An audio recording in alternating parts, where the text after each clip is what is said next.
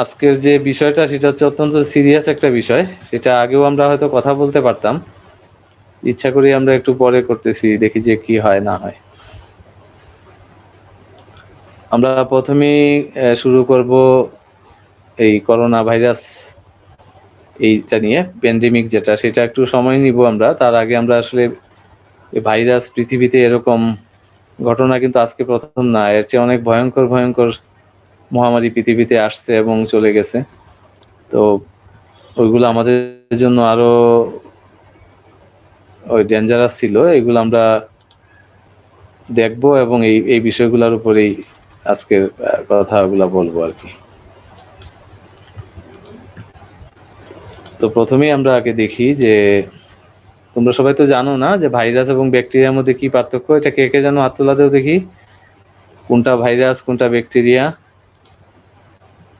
তোমরা জানো সবাই ভাইরাস ব্যাকটেরিয়া কি জিনিস? ভাইরাস এবং ব্যাকটেরিয়া হচ্ছে দুইটা অণুজীব, মাইক্রোজীব, এত ছোট ছোট জিনিস যেগুলো আমরা চোখে দেখি না, অথচ এগুলো আমাদের আশেপাশেই থাকে সবসময়, আমাদের উপকার করে ক্ষতি করে। বেশিরভাগ ব্যাকটেরিয়া আমাদের বডির জন্য উপকার করে। যেমন আমরা দই যখন বানাই তখন কিন্তু একটা ব্যাকটেরিয়া আমাদের উপকার করে, দই তৈরি করে দেয় দুধ থেকে। তারপরে বেশিরভাগ ব্যাকটেরিয়াই ক্ষতি করে না, ভাইরাসও খুব একটা ক্ষতি করে না, কিন্তু কিছু কিছু আছে খুব ভয়ঙ্কর ক্ষতি করে, ব্যাকটেরিয়া ভাইরাস। তো ব্যাকটেরিয়া এবং ভাইরাস দুইটা ছোট ছোট জীব, এরা এত ছোট যে এদেরকে আমরা খালি চোখে কখনো দেখতেই পারি না, এবং এদের বিভিন্ন রকম পার্থক্য আছে। ব্যাকটেরিয়া এবং ভাইরাসের মধ্যে অনেকগুলো পার্থক্য আছে। তোমরা ছবিটা দেখো, যারা যারা জানো ভালো, যারা জানো না একটু দেখে নাও, যারা ছোট আছো বেশি তারা শুধু জেনে রাখো যে ব্যাকটেরিয়া এবং ভাইরাস খুব ছোট ছোট আল্লাহ সৃষ্ট দুইটা অণুজীব, যারা আমাদের আশেপাশেই ঘুরতেছে, আমাদের বডির ভিতরে আছে, শ্বাস প্রশ্বাসে ঢুকতেছে, আমাদের বাতাসের মধ্যে আছে, আমাদের চতুর্দিকে কোটি কোটি ব্যাকটেরিয়া ভাইরাস আছে। অনেকগুলো আমাদের ক্ষতি করে, বেশিরভাগই আমাদের কোনো ক্ষতি করে না, উপকার করে। মাটিতে অনেক ব্যাকটেরিয়া থাকে যেগুলা চাষাবাদ করলে খুব ভালো ফসল হয়, আমাদের ফসল ফলানোর কাজে লাগে। আমাদের বডির ভিতরে অনেক ব্যাকটেরিয়া আছে যেগুলো ভালো কাজ করে, বাট কিছু কিছু আছে খারাপ কাজ করে। তো ব্যাকটেরিয়া এবং ভাইরাস এই এই স্ট্রাকচারটা হচ্ছে মোটামুটি এরকম।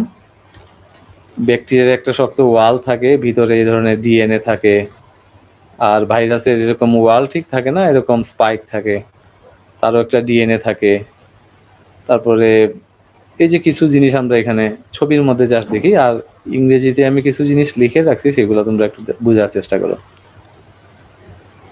এই ভাইরাস এবং ব্যাকটেরিয়া এরা কোথায় থাকে?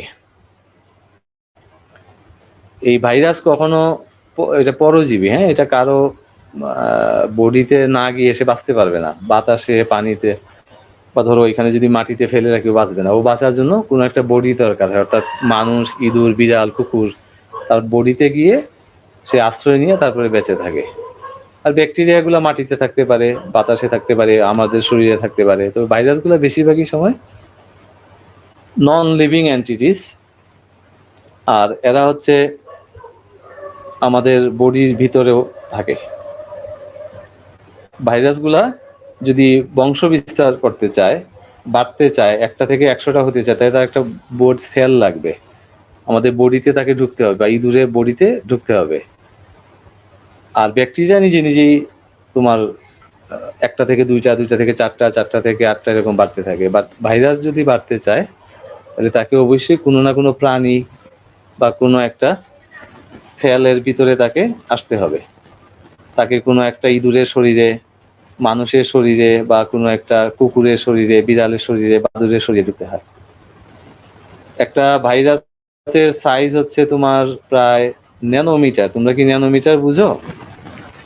ন্যানোমিটার, তোমরা কি ন্যানোমিটার বুঝো? মিটার, মিটার, সেন্টিমিটার, এগুলা বুঝো সবাই?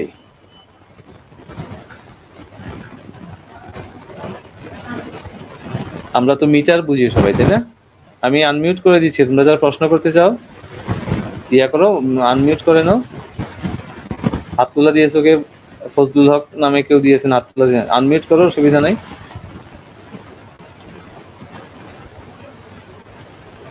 হ্যালো,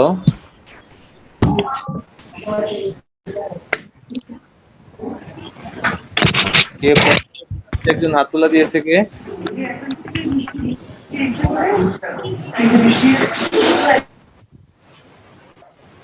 আচ্ছা,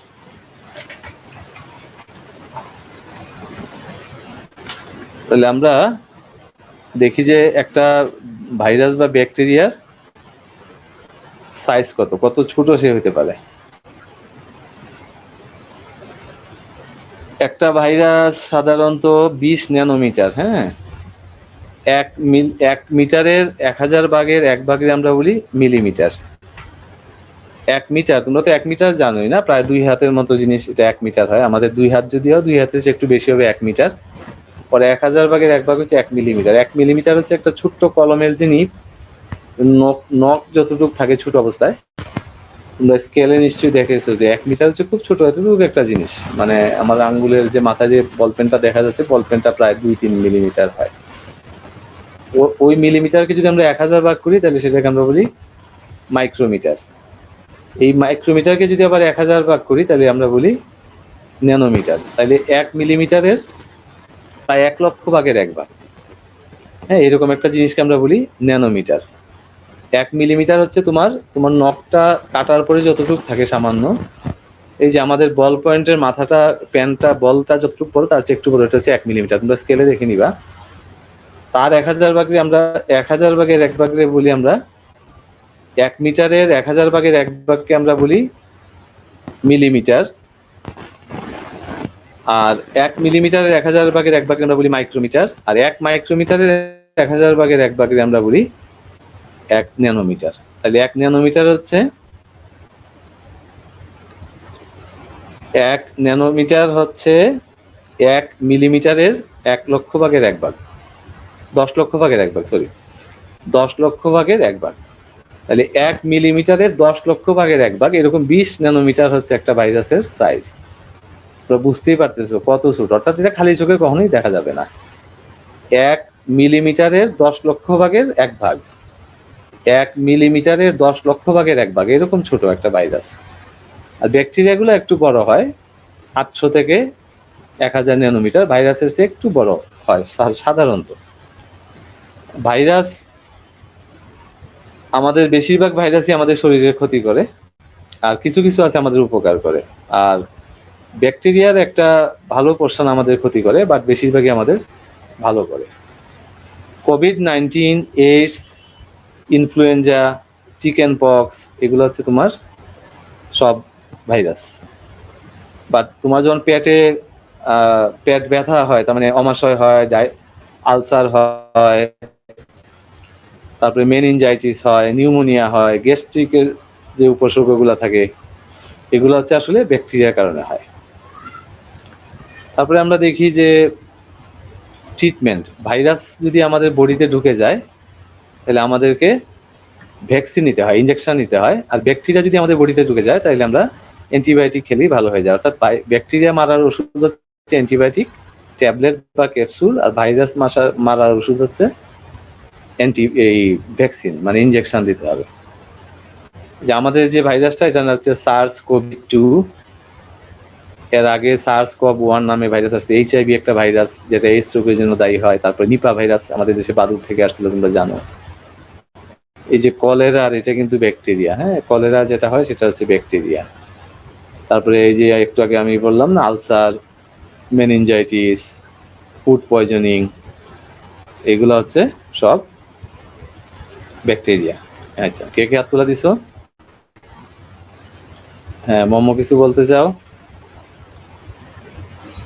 হ্যাঁ, আনমিউট করে দিলাম, স্যার মোমো বলো। ব্যাকটেরিয়া বেশি মারাত্মক নাকি ভাইরাস বেশি মারাত্মক?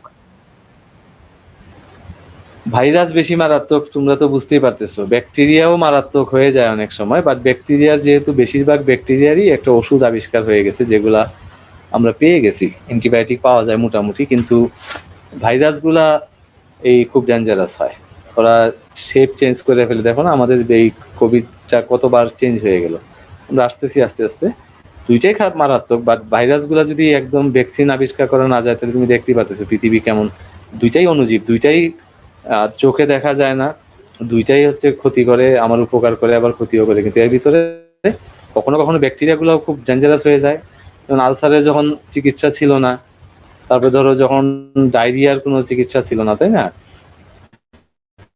কলেরা রোগের যখন চিকিৎসা ছিল না, তখন লক্ষ লক্ষ কোটি কোটি লোক মারা গেছে, তখন কিন্তু ওই ব্যাকটেরিয়া বা ডেঞ্জারাস ছিল। বাট বেশিরভাগ সময় ফাঙ্গাস বা ভাইরাস এগুলা খুব ক্ষতিকারক, দুইটাই ক্ষতি করে, বাট ভাইরাসটা এখন দেখা যাচ্ছে যে আমাদের জন্য বেশি ক্ষতির কারণ হয়ে দাঁড়াচ্ছে। আচ্ছা, তাহলে করোনা ভাইরাসটা কোত্থেকে আসলো আমরা পুরোটা একটু জেনে নিই। করোনা ভাইরাস আসলে একটা ভাইরাস না, এটা একটা ফ্যামিলি অফ ভাইরাস। তার মানে অনেক করোনার ভিতরে আবার অনেক ক্যাটাগরি আছে। মানুষের ভিতরে যেমন সাদা কালো হিন্দু মুসলমান ছেলে মেয়ে আছে, করোনা ভাইরাস একটা ফ্যামিলি, অনেক ধরনের করোনা ভাইরাস আছে। এগুলো সাধারণত পশু পাখির মধ্যে থাকে, বিশেষ করে বাদুড়, তারপরে তোমার এই যে আমরা শূকর, হ্যাঁ, উট, গরু, ছাগল, এগুলোর মধ্যে থাকে। বাদুড় হচ্ছে খুব জঘন্য একটা পাখি বা প্রাণী বলো। বাদুড় হচ্ছে ভাইরাসের, মানে নিপা ভাইরাস, এই ভাইরাস, ওই ভাইরাস বাংলাদেশে অনেক ক্ষতি করছে। বাদুড়ের ভিতরে খুব জঘন্য জঘন্য ভাইরাস থাকে, যে কারণে বাদুড় দেখবা দিনের বেলা উড়ে না, ওরা রাতে উড়ে। আল্লাহ তাআলা বাদুড়কে দিনে উঠতে দেয়, বাদুড় দিনে চোখে দেখে না, রাতে ওরা উড়াউড়ি করে। তো বাদুড় দেখবা আবার উল্টা থাকে, পৃথিবীতে সব পাখি থাকে সোজা, বাদুড় পা উপরের দিকে দিয়ে মাথা নিচের দিকে দিয়ে থাকে। তবে বাদুড় একটা পাখির ভিতরে একটা উল্টা পাখি, যে কারণে বাদুড়ের এই ক্ষতিকারক সাইড গুলা খুব বেশি। এই জন্য সম্ভবত আল্লাহ বাদুড়কে মাথা উল্টা দিয়ে দিয়ে রাখছে, এটা সব প্রাণীর সে উল্টা দিকে থাকে, আবার সে রাতের বেলা ঘুরে বেলা, দিনে চোখে দেখে না। আচ্ছা, এই ভাইরাসটা প্রথম আবিষ্কার হয়েছে কোথায়? উহান, চায়নাতে 2019 সালের শেষ দিকে।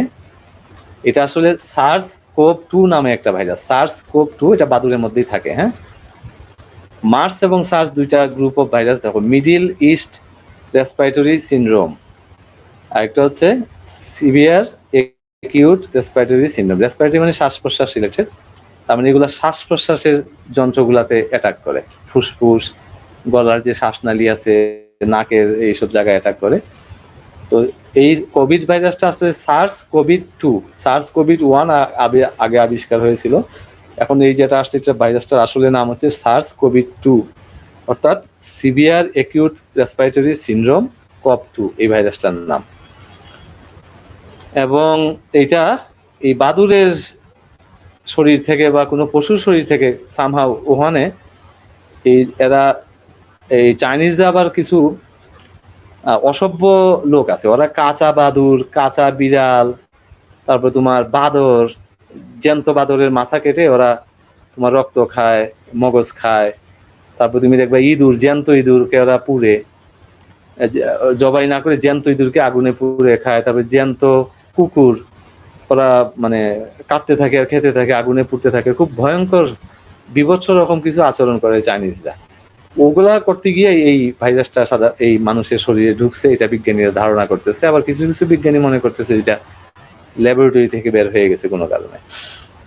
তো এই বাদুর, এই চাইনিজরা বাদুরকে, তোমার এই দোকানে গেলে বাদুর পাওয়া যায়, জ্যান্ত বাদুর, তুমি বললে ওটাকে ফ্রাই করে দিবে বা কাঁচা খেয়ে ফেলে।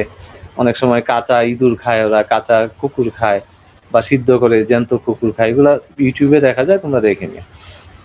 তো এখানে এখানে একজন হাত তোলা দিছে, কি নাম দেখি, তানফিজ, তুমি কিছু বলতে চাও? স্যার, আপনি বললেন যে এই কোভিড যেই একটা ভাইরাস, এটা বাদুড় থেকে ছড়ায়, তাহলে ওরা যে বাদুড় খায়, তাহলে অবশ্যই ওদের মধ্যে এই ভাইরাসটা চলে যায়। হ্যাঁ, বাদুর খেয়েই তো ওটা ছড়িয়েছে। ওরা তো বাদুর খেয়েছিল, তারপর ওখান থেকে একজনের শরীর থেকে আরেকজনের শরীরে প্রবেশ করছে আর কি।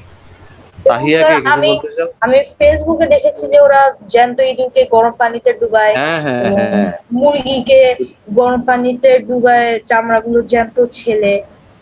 এই জন্য তো আল্লাহ এগুলা খেতে হারাম করেছে। হারাম এবং হালাল শব্দটা তো এমনি এমনি আসে নাই, তাই না? আল্লাহ তো জানে যেগুলা ক্ষতিকারক। ওরা, আমরা যেগুলা মুসলমানরা বলি হারাম, ওগুলা ওরা খায়। তো হারাম জিনিস খেলে তো তোমার এই সমস্যা হবেই।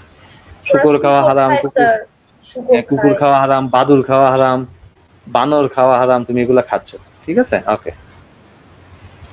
হ্যাঁ, তাহিয়া কিছু বলতে চাও? আব্দুল্লাহ দিয়েছো। তাহিয়া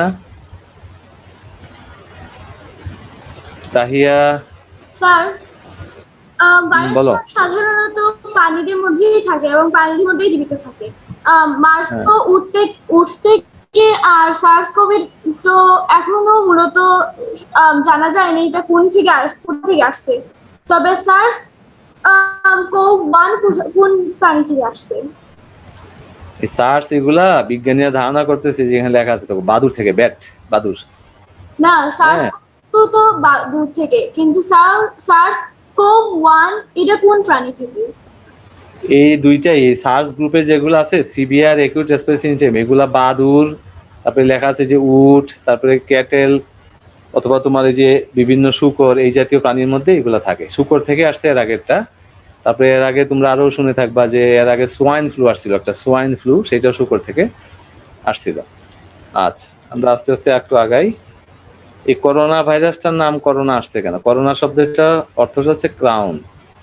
মাথায় যে মুকুট থাকে, রাজা রানীদের মাথায় যে মুকুট থাকে, সেই মুকুটটা ক্রাউন, ওটা দেখতে অনেকটা মুকুটের মতো, এই জন্য এটার নাম হচ্ছে করোনা। করোনা একটা গ্রিক শব্দ যার অর্থ হচ্ছে মুকুট। আর করোনা ভাইরাস মাইক্রোস্কোপের নিচে দেখা যায় না, ওটা ইলেকট্রন মাইক্রোস্কোপের নিচে দিলে দেখা যায়। ব্যাকটেরিয়াগুলা সাধারণ মাইক্রোস্কোপে দিলে দেখা যায়। আমরা যে স্কুলে বা কলেজে যে মাইক্রোস্কোপগুলো আছে এগুলো দেখা যায়। আমার বাসাতেও একটা মাইক্রোস্কোপ আছে, আমি ওটা দিয়ে ব্যাকটেরিয়া দেখতে পারি। দই দিলেই দেখা যায় ওর ভিতরে ব্যাকটেরিয়া এরকম করতেছে, নড়তেছে। বাট করোনা ভাইরাস এটা ইলেকট্রন মাইক্রোস্কোপ। ইলেকট্রন মাইক্রোস্কোপ সম্বন্ধে তোমরা জানো, এটা হচ্ছে খুবই ছোট, ন্যানোমিটারে যদি থাকে, এত ছোট যে দেখাই যায় না খালি চোখে বা মাইক্রোস্কোপে, তখন এই ইলেকট্রন মাইক্রোস্কোপ দিয়ে কয়েক লক্ষ গুণ বা হাজার গুণ বড় করে এটা দেখা হয়। তো রিয়েলি একটা করোনা ভাইরাসের ছবি হচ্ছে যে এরকম, যেটা আমরা দেখতে পাচ্ছি। হ্যাঁ, আচ্ছা, করোনা ভাইরাসটা কত বড় একটু দেখি চলো। এটা, এই ছবিটা দেখলেই তোমরা আসলে বুঝতে পারবা যে করোনা ভাইরাসটা আসলে কত বড়। করোনা ভাইরাসটা, এইটা হচ্ছে একটা চুল, এই যে লম্বাটা দেখতেছো না, একটা চুলকে মাইক্রোস্কোপে নিচে দেখলে এরকম দেখা যায়। এটা একটা চুল। হ্যাঁ, চুল কত বড় দেখা যায়, সেই চুলটাকে যদি এত বড় দেখা যায়, তাইলে একটা হিউম্যান হেয়ার হইলো 50 থেকে 180 মাইক্রোমিটার। একটা হিউম্যান হেয়ার হইলো 50 থেকে 180 মাইক্রোমিটার। মাইক্রোমিটার মানে কি? 1 মিলিমিটারের 1000 ভাগের 1 ভাগ।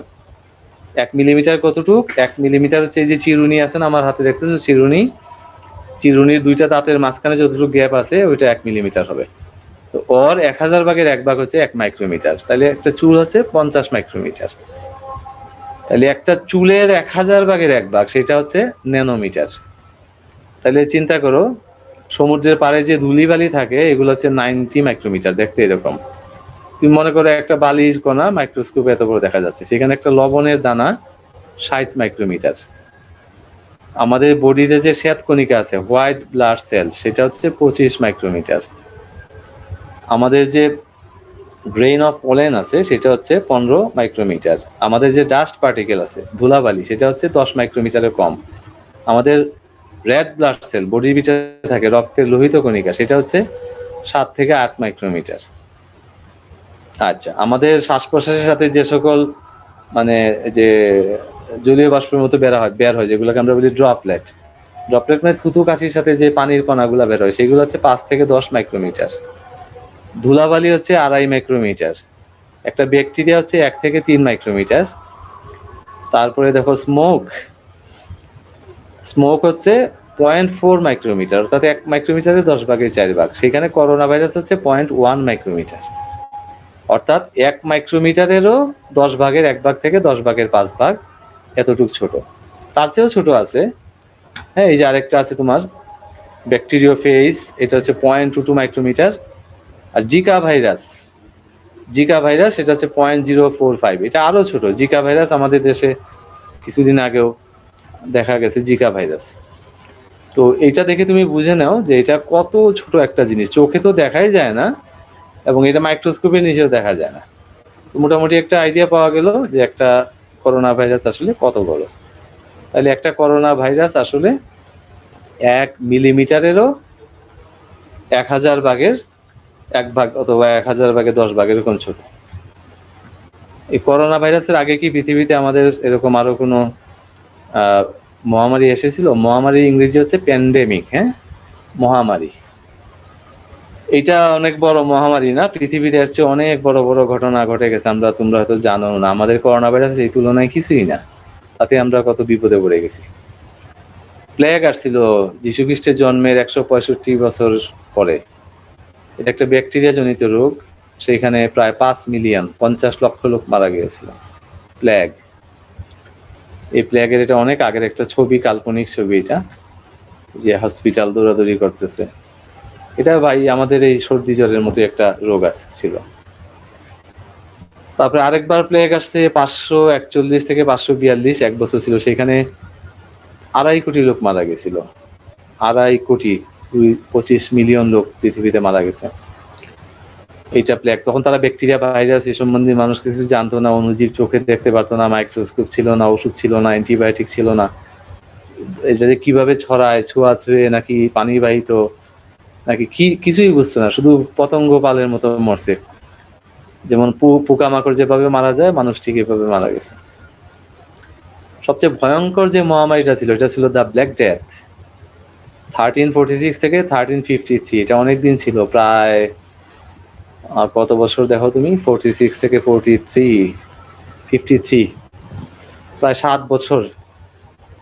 কেউ কেউ বলে 75 মিলিয়ন, তার মানে 7.5 কোটি লোক, কেউ কেউ বলে 20 কোটি লোক, অর্থাৎ 10 থেকে 20 কোটি লোক মারা গেছিল। এটা ইউরোপে সবচেয়ে বেশি ক্ষতি করছিল, এবং ইউরোপের প্রায় অর্ধেক লোক মারা গেছিল। ইউরোপে যত লোক থাকতো, ইউরোপে তার অর্ধেক লোকই মারা গেছিল এই প্লেগে। এটার নাম হচ্ছে বাবনিক প্লেগ। এটাতেই পৃথিবীর সবচেয়ে বেশি লোক মারা গেছিল। এটা ভয়ঙ্কর একটা মহামারী ছিল, এবং ইউরোপ মহাদেশ খালি হয়ে গেছিল একদম, ইউরোপ এবং এশিয়ার কিছু একটা অংশ, তুরস্ক, রাশিয়ার একটা অংশ। স্প্যানিশ ফ্লু আসছে 1918 সালের দিকে, সেখানেও ঠিক কত লোক মারা গেছিল এখানে লেখা নেই, আমি পরে একটা গ্রাফে দেখাচ্ছি, সেটাতেও লক্ষ লক্ষ লোক মারা গেছিল, মিলিয়ন্স। এই যে এখন আমরা যেটাকে ইনফ্লুয়েঞ্জা বা সর্দি জ্বর বলি, ওই ধরনের একটা স্প্যানিশ ফ্লু, সেটা 1918 সালে, কোনো চিকিৎসা ছিল না, মানুষ জানতো না কিভাবে কি করতে। তারপরে দেখো ইনফ্লুয়েঞ্জা আসছে 1968 সালে। এখন যেটা আমরা হাসি কাশি দিলে যে সর্দি জ্বর বলি, ইনফ্লুয়েঞ্জা, এই যে 2-3 দিন জ্বর থাকে, এই প্যারাসিটামল খেলেই চলে যায়, প্যারাসিটামলও তখন ছিল না। প্যারাসিটামল খেলে ইনফ্লুয়েঞ্জা ভালো হয়ে যায়, একটু কাশি, নাক দিয়ে পানি টানি পরে, তখন প্রায় 10 লক্ষ লোক মারা গেছে 1968 সালে। এই যে হাজার হাজার লোক হসপিটালে, ইনফ্লুয়েঞ্জা। হ্যাঁ, এখন আমরা যেটাকে সাধারণ সর্দি কাশিতে ডাক্তাররা বলে, এখন তো কিছুই হয় না, জাস্ট দুর্বল হয়ে গেছে এটা। এইডস রোগে মারা গেছে প্রায় 3.5 কোটি লোক 2005 থেকে 12 সালে। এইডস রোগ একটা ভাইরাসের কারণে হয়। এটা মানুষের অ্যান্টিবডি নষ্ট হয়ে যায়, মানুষের রোগ প্রতিরোধ ক্ষমতা কমে যায়, মানুষটা আস্তে আস্তে দুর্বল হতে থাকে, শুকাতে থাকে, একসময় সে মৃত্যুবরণ করে।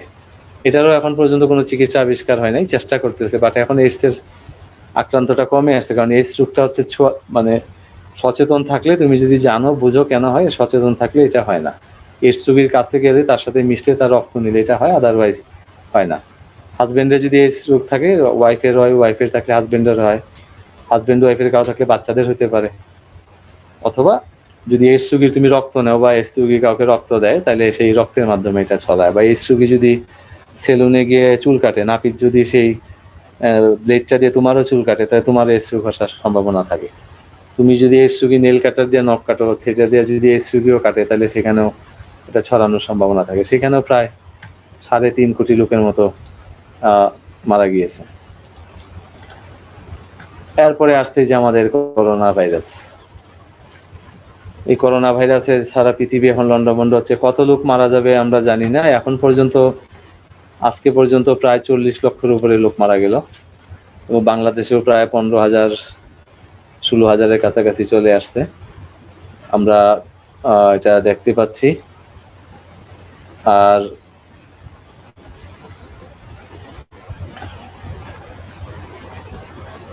আমরা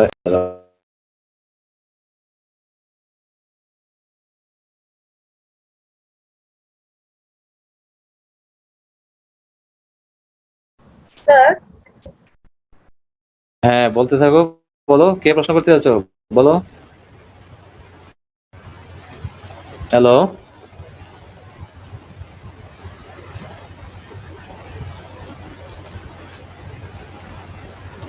হ্যাঁ, কে প্রশ্ন করতে চায়? স্যার আমি আমি তানফিজা বলো। তুরাস। হ্যাঁ, বলো তুরাস। স্যার, সব থেকে ভয়ানক মহামারী কোনটি ছিল? ওমা এই মাত্র না দেখিয়ে আসলাম ব্ল্যাক, তুমি দেখোনি? The black death. হ্যাঁ ওই যে প্লেগ প্রায়, প্লেগেরটা তুমি দেখোনি? আবার ব্যাক করি তাইলে দেখো ভালো করে। এই যে ব্ল্যাক ডেথ, প্রায় 20 কোটি লোক মারা গেছে, 20 কোটি। ইউরোপের অর্ধেক লোক মরে গেছিল, প্রায় অর্ধেক। হ্যাঁ ইউরোপের প্রায় অর্ধেক লোক মারা গেছে। লাইন কেটে গেলে তোমরা আবার জয়েন করো, আমি সাইটটা দিয়ে দিব, এটা ভালো করে স্টাডি করবা, তারপরে আবার প্রয়োজনে ফেসবুক ইউটিউবে ঘাটাঘাটি করবা। তাহলে এখন আমাদের আসছে করোনা ভাইরাস। করোনা ভাইরাসে পৃথিবীতে এই পর্যন্ত 40 লক্ষ, দেখা যায় স্লাইড দেখা যায়? জি স্যার। Yes sir. আচ্ছা ঠিক আছে, তাহলে আমরা এই করোনা ভাইরাস এখন আমাদের আসলে এই পর্যন্ত 40 লক্ষ। ছেলের মাঠে কি জানি করতেছে। হ্যাঁ বন্ধ করে দিছি। 40 লক্ষ লোক অলরেডি মারা গেছে, এখন আর কত লোক মারা যাবে এটা আমরা জানি না। এখন এটা কি যেভাবে যাচ্ছে এটা মনে হচ্ছে যে কোটিখানিক, বিজ্ঞানীরা বলতেছিল যে কোটি 2-1 লোক হয়তো মারা যেতে পারে। টিকা আবিষ্কার হচ্ছে কিন্তু অনেক সময় দেখা যায় যে টিকা কাজ করতেছে না, অনেক সময় দেখা যায় যে টিকা কাজ করতেছে না, অনেক সময় দেখা যাচ্ছে যে তোমার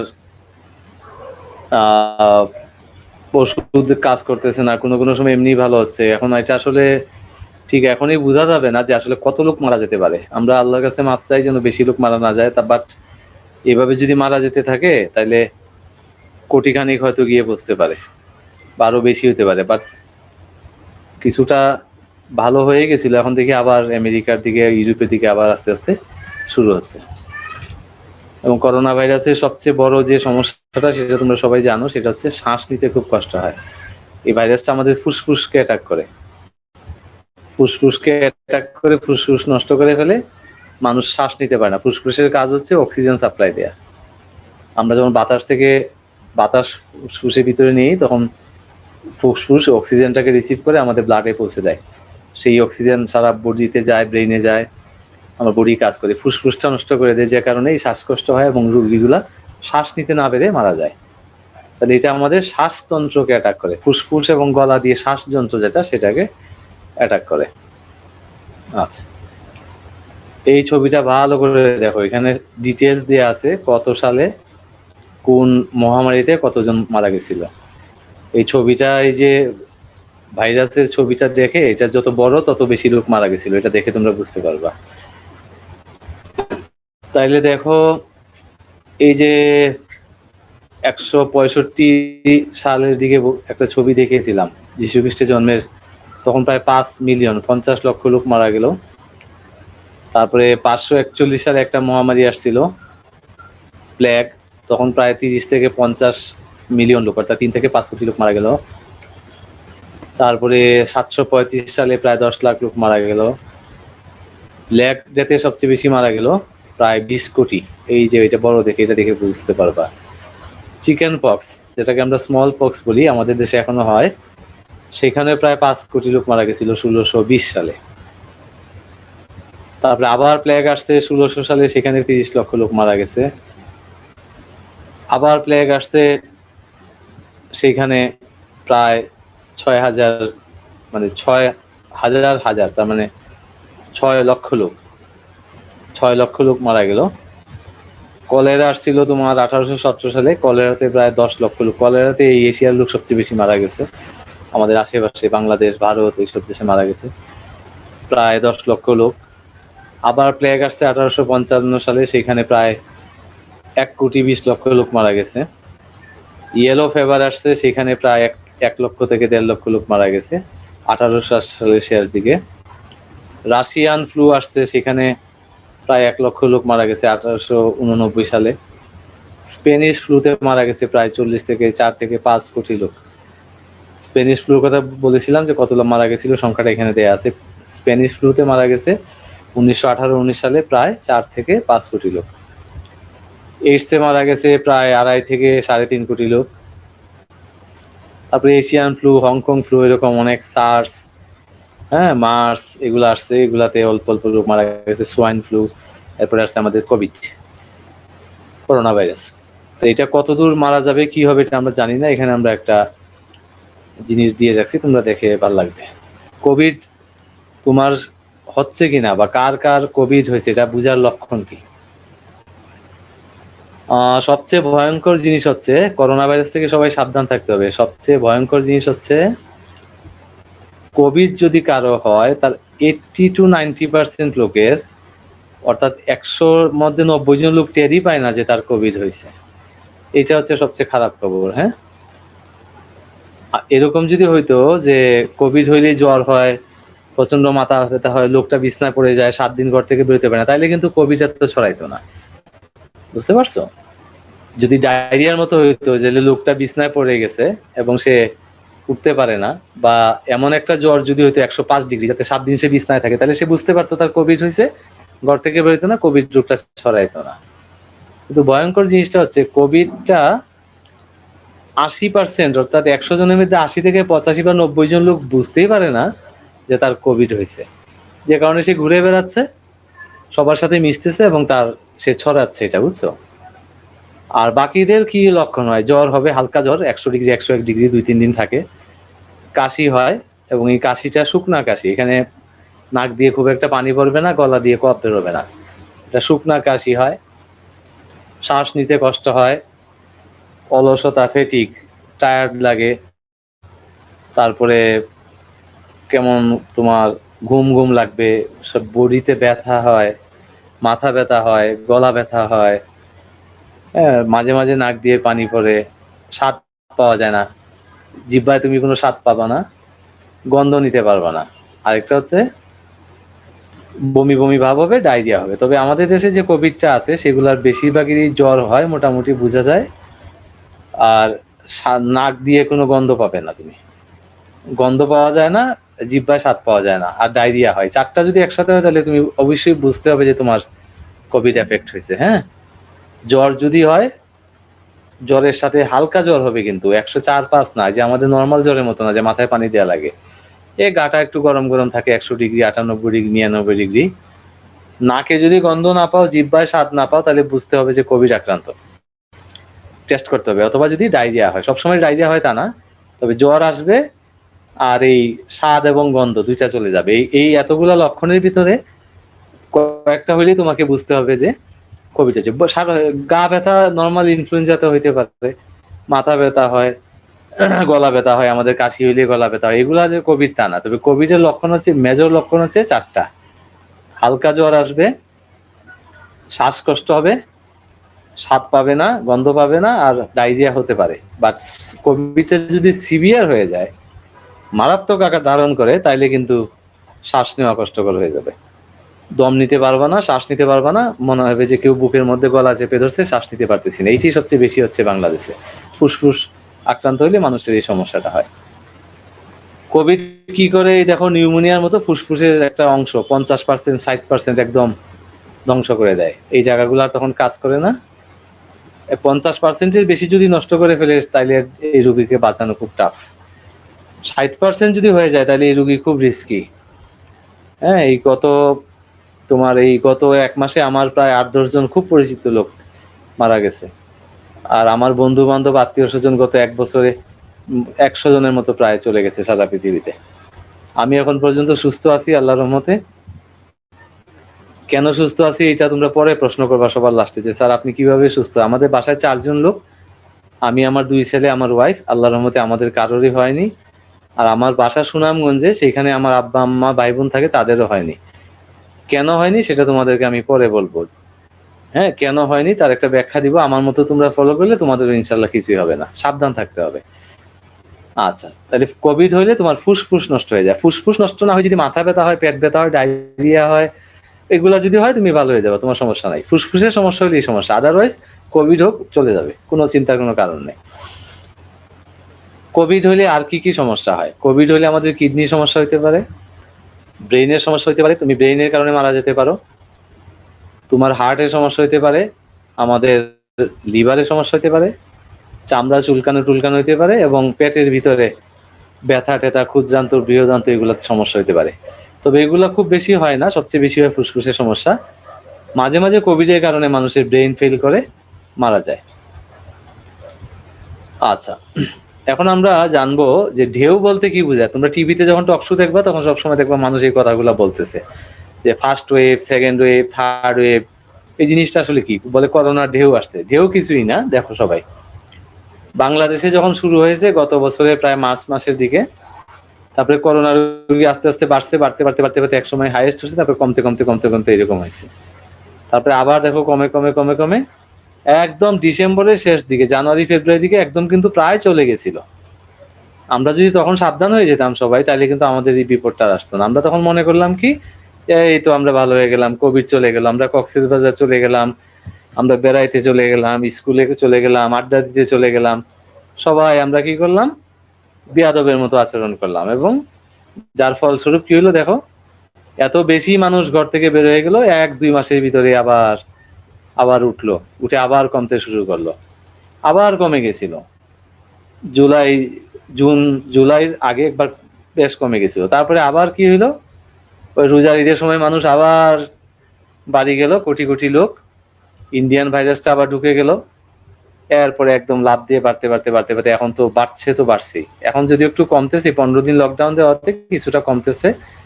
এটা আগামী ঈদের মধ্যে 12-10 দিন এটা কমে আসবে, কিন্তু এরপরে আবার বাড়বে। আমি তো স্ট্যাটিস্টিক্সের লোক, ম্যাথমেটিক্সের লোক, আমি আন্দাজ করতে পারি বাড়ুক। এটা আমি চাই না, আল্লাহ তাআলার কাছে মাপ চাই, বাড়ুক না এটা আমি চাই, বাট সম্ভাবনা আছে। ঈদের পরে এই কয়েকদিন যেহেতু আমরা 15 দিন লকডাউন ছিলাম, আগামী 15 দিন একটু একটু করে কমবে, কিন্তু এরপরে আবার মানুষ ঈদে বাড়ি যাচ্ছে। সবচেয়ে বেশি কোভিড ছড়াবে গরুর বাজারে গিয়ে। তোমরা বাসার মুরব্বী এবং বাচ্চাদেরকে গরুর বাজারে যেতে নিষেধ করবা। কুরবানি করা ওয়াজিব, এটা করলে ভালো, না করলে যে খুব গুনাহ আমি সেটা বলতে পারবো না। বাট যাদের সামর্থ্য নেই অনেকেই কুরবানি করে না। কুরবানি করা যদি গরুর বাজারে কেউ যায়, তাহলে যেন ইয়াং ছেলে পেলে যায়, যাদের বয়স 30 কম। মুরব্বীরা যেন অবশ্যই না যায়, বাবা দাদা কাকা ওনারা যেন না যায়। সবচেয়ে ভালো হয় অনলাইন থেকে কিনে ফেলে, বা পরিচিত কারো যদি গরু থাকে সেখান থেকে নিয়ে আসলো, অথবা ফাঁকা বাজার গ্রামে গিয়ে নিয়ে আসা, অনেক দূরে গিয়ে যেখানে মানুষ কম হয়। এই গরুর বাজারে গিয়ে এই করোনাটা কিন্তু আবার ব্যাপক আকার ধারণ করবে। এই যে মানুষ আবার লঞ্চে বাড়ি যাচ্ছে, বাসে বাড়ি যাচ্ছে, আবার ছড়াবে। আগামী 15 দিন তুমি দেখবে এটা কমতেছে, তারপরে আবার কিন্তু ভয়ঙ্কর আকার ধারণ করতে পারে। তাহলে এই যে এইটা যদি তুমি ঢেউয়ের মতো তুলনা করো, ঢেউ পানির ঢেউয়ের মতো, যে একটা ঢেউ, তারপরে এই যে একটা ঢেউ, এই যে আরেকটা ঢেউ, তাহলে 3টা ওয়েভ আমাদের চলতেছে। থার্ড ওয়েভ চলতেছে এখন আমাদের, তৃতীয় ঢেউ, এইগুলাকে বলে ঢেউ। তাহলে একটা ঢেউ আসে, তারপর এটা সর্বোচ্চ হয়, তারপর আস্তে আস্তে কমে, এগুলাকে আমরা বলি ঢেউ। এবং এই ঢেউটা ছিল অনেক সময় নিয়ে, প্রায় 1 বছর আস্তে আস্তে বাড়ছে, আস্তে আস্তে কমছে। আর এগুলা লাভ দিয়ে বাড়ছে, লাভ দিয়ে কমছে। এখন কি হচ্ছে দেখো, ডেইলি 250-300 মানুষ মারা যাচ্ছে। এই কিছুদিন আগে 13,000 লোক এফেক্টেড হয়েছে। 13,000 লোকের 2% হচ্ছে 260-70। অর্থাৎ ঈদের সময়, আমার ধারণা ঈদের আগের দিন পরের দিন বা ওই সময়টাতে 300-250 করে লোক মারা যাবে। 250-300, আল্লাহ মাফ করুক, আমরা এটা দেখতে চাই না। কিন্তু যেহেতু 13,000-14,000 এফেক্টেড হয়েছে 7 দিন আগে, ঠিক 14 দিন পরে লোকগুলা মারা যায়, 14-15 দিন পরে। তার মানে ঈদের আগে পিছে তোমরা দেখবা যে মৃত্যুটা হয়তো 300-350-400-তে উঠে যেতে পারে, না উঠলেই ভালো, উঠার সম্ভাবনা আছে। বাট ঈদের পরে কিন্তু আরেকটা ভয়ঙ্কর স্টেপ আসতে পারে।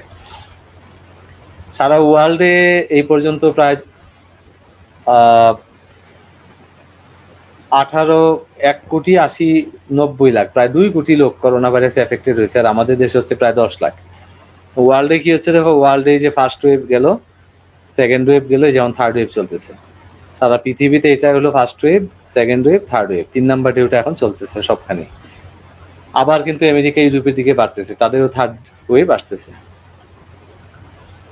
আচ্ছা, এখন সারা ওয়ার্ল্ডে কি হচ্ছে দেখো, সারা পৃথিবীতে সবচেয়ে বেশি লোক মারা গেছে আমেরিকায়, 6 লাখ। বিজ্ঞানীরা বলছিল আমেরিকায় মারা যাবে 2 লাখ, সেখানে মারা গেছে 6 লাখ। ব্রাজিলে মারা গেছে 5.5 লাখ, 5,39,000। ইন্ডিয়াতে মারা গেছে 4,12,000। মেক্সিকোতে 2,36,000। পেরুতে মারা গেছে 1,87,000। রাশিয়ায় 1,44,000। লন্ডনে, ইউনাইটেড কিংডমে 1,29,000। ইতালিতে 1,28,000। এইভাবে মারা গেছে। আর এই পর্যন্ত 40,00,000 7,000 লোক মারা গেছে পৃথিবীতে, আর 1,89,89,00,000 লোক এফেক্টেড হয়েছে করোনা ভাইরাসে সারা পৃথিবীতে। করোনা ভাইরাস এই পর্যন্ত 4টা ভেরিয়েন্ট ধরা পড়ছে। প্রথমটা যেটা আসছিল উহানে, এটা লন্ডনে যাওয়ার পর এটার নাম দিয়েছিল তারা আলফা। আলফাটা চেঞ্জ হয়ে সাউথ আফ্রিকাতে গিয়ে এটার নাম দিয়েছে তারা বিটা। ভাইরাসটা আবার চেঞ্জ হয়ে ব্রাজিলে গিয়ে যখন ঢুকলো তখন এটা আরো চেঞ্জ হয়ে আরো পাওয়ারফুল হয়েছে, এটার নাম দিয়েছে গামা। তারপর ইন্ডিয়াতে আরো পাওয়ারফুল হয়েছে, ট্রান্সফার হয়ে এটার নাম দিয়েছে তারা ডেল্টা।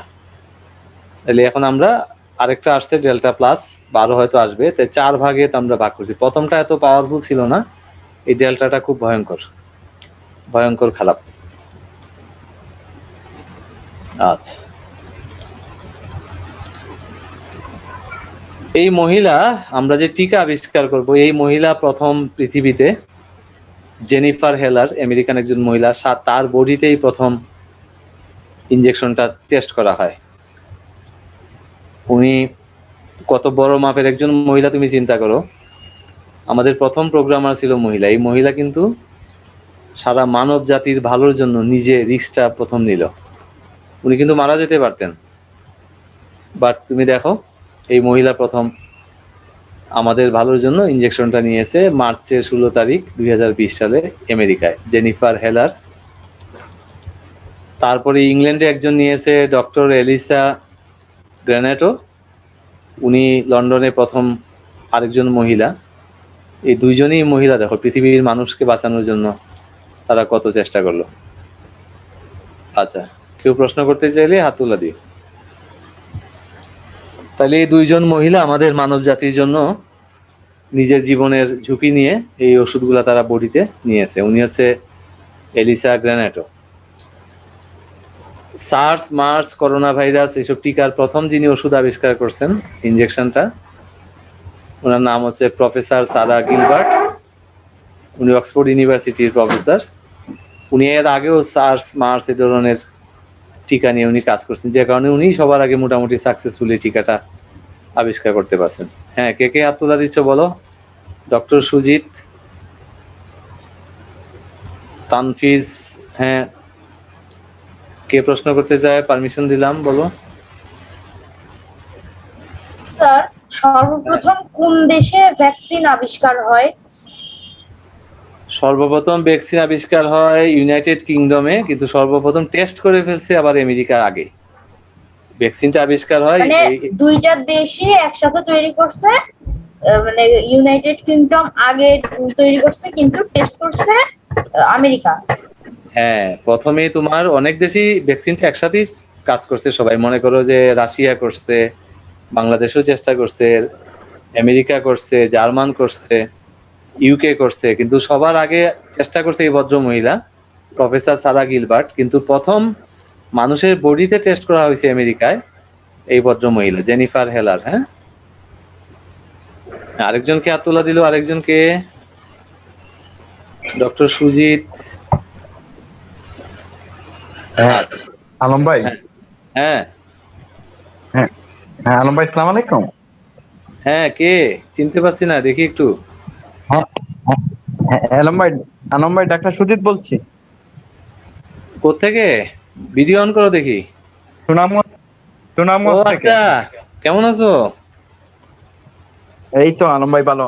আলম ভাই, আমার প্রশ্ন হইলো ওই জেনিফার হেলার, যে উনি তো ফার্স্টে ভ্যাকসিন নিছে, ওনার আপডেটটা কি জানা যাবে? কি বিষয়ে আপডেট? মানে ভ্যাকসিন বিষয়ে উনি কেমন আছে বা কি অবস্থা? হ্যাঁ, যতদূর আমি, প্রথম তো পৃথিবীতে একবার ছড়ানো হইলো যে দুই ভদ্রমহিলা মারা গেল, তারা মারা গেছে, তারা হ্যাঁ, আমি সেটাই জানতে চাই। ওদের কোনো সমস্যা নাই, তারা ইউটিউবে আসছে, ভিডিওতে আসছে, এদের কোনো সমস্যাই হয় নাই, এবং এরা এরপরে করোনা আক্রান্ত হয় নাই। ওরা খুবই ভালো আছে, কোনো সাইড এফেক্ট ওদের মধ্যে দেখা যায়নি এখনো। তুমি একটু ঘাটাঘাটি করে দেখতে পারো। হ্যাঁ, মানুষ ওদের মৃত্যু নিয়ে ভুল ছড়াচ্ছে। ওরা ইচ্ছা করে করতেছে, কারণ ভ্যাকসিন তো একটা ইন্টারন্যাশনাল বিজনেস। তো মনে করো যদি আতঙ্ক সৃষ্টি করতে পারে, এটা তো একটা এক ধরনের পলিটিক্স, ভ্যাকসিন পলিটিক্স শুরু হয়ে গেছে সারা ওয়ার্ল্ডে, ব্যবসা বাণিজ্য, টাকা পয়সা নিয়ে। তো ওরা প্রথম আতঙ্ক ছড়াচ্ছিল, তো তো আমি যতদূর স্টাডি করে দেখলাম এই পর্যন্ত তারা খুবই ভালো আছে, এবং তারা কিছুদিন পরে পরে এসে জানাচ্ছে যে তাদের কোনো সমস্যা হচ্ছে না। ঠিক আছে সুজিত, থ্যাংক ইউ, তুমি বাচ্চাদের অনুষ্ঠানে আসছো। অনেকদিন ভাবছিলাম হ্যাঁ বলো। অনেকদিন ভাবছিলাম আসবো, কিন্তু চেম্বার শেষ করে পারি না, আজকে সুযোগ পেয়ে গেছি।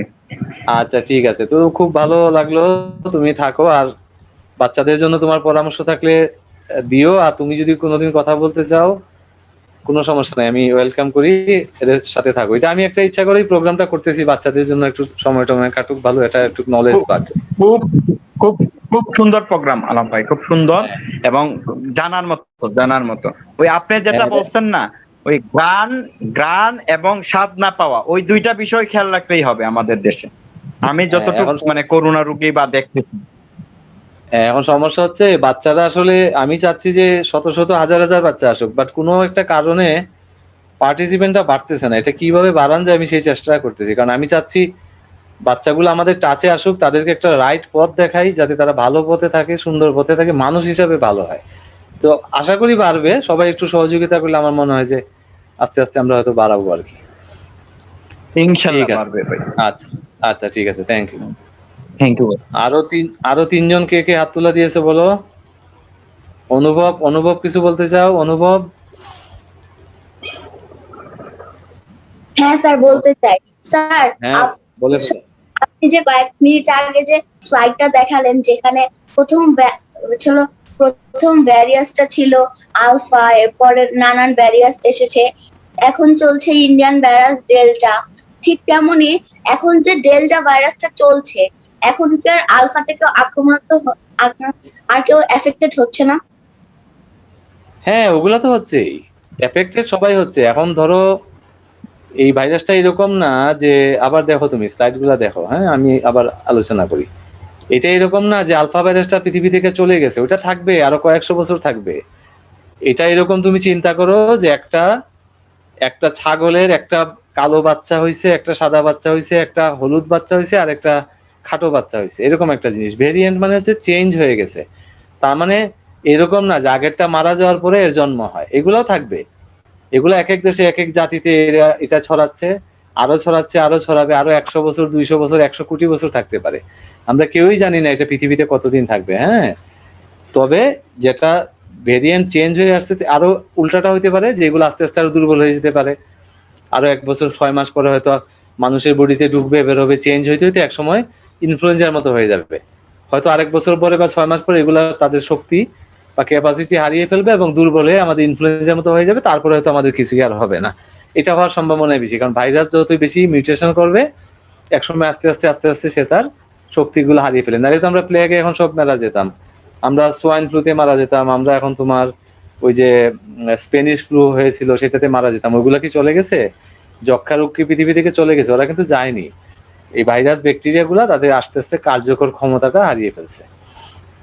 আচ্ছা, এবার আমি কিন্তু প্রথমেই বলে নিয়েছিলাম যে আমরা ভাইরাসের চিকিৎসা করি ভ্যাকসিন দিয়ে, আর ব্যাকটেরিয়াকে চিকিৎসা করি অ্যান্টিবায়োটিক ক্যাপসুল বা ট্যাবলেট দিয়ে। দুইটা কিন্তু দুই রকমের ট্রিটমেন্ট।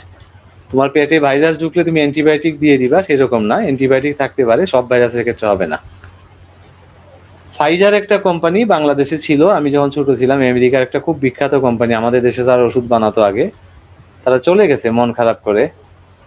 স্কুইব একটা কোম্পানি ছিল কিছুদিন আগে, আর একটা ফ্রান্স কোম্পানি ছিল, সেটাও চলে গেছে আমাদের দেশ থেকে।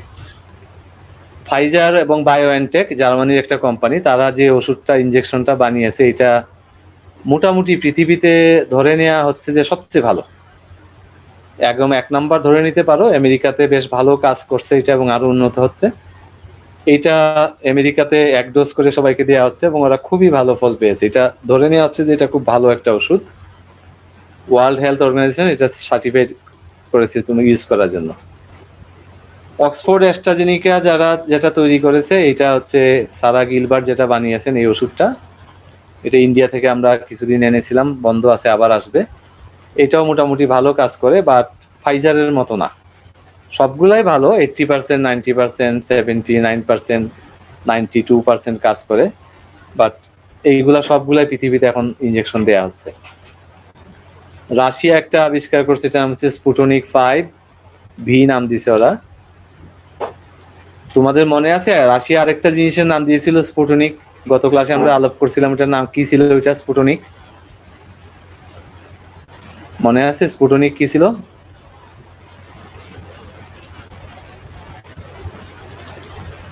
হ্যাঁ, যারা প্রশ্ন করতে চাও আমি আনমিউট করে দিছি, কথা বলো। স্পুটনিক ছিল স্যাটেলাইট, বিশ্বের সর্বপ্রথম স্যাটেলাইট হচ্ছে স্পুটনিক। হ্যাঁ, very good very good.